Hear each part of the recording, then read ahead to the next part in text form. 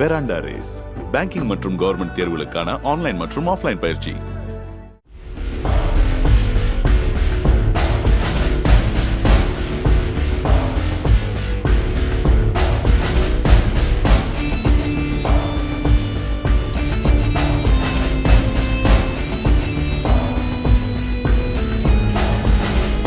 திருச்சி உறையூரில் டியூஷன் முடிந்து தாயோடு நடந்து சென்று கொண்டிருந்த 7 வயது சிறுமி செந்தில்குமார் என்ற கால்நடை மருத்துவர் வளர்த்து வந்த ஜெர்மன் ஷெப்பர்ட் நாய் கடித்து காயமடைந்தார்.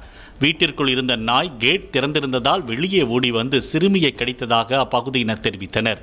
கால்நடை மருத்துவர் மீது போலீசார் வழக்கு பதிவு செய்துள்ளனர். இதனிடையே புதுச்சேரியில் திங்கள் இரவு மட்டும் தெருநாய் கடித்ததாக கூறி 5 பேர் வெவ்வேறு மருத்துவமனைகளில் சேர்ந்தனர்.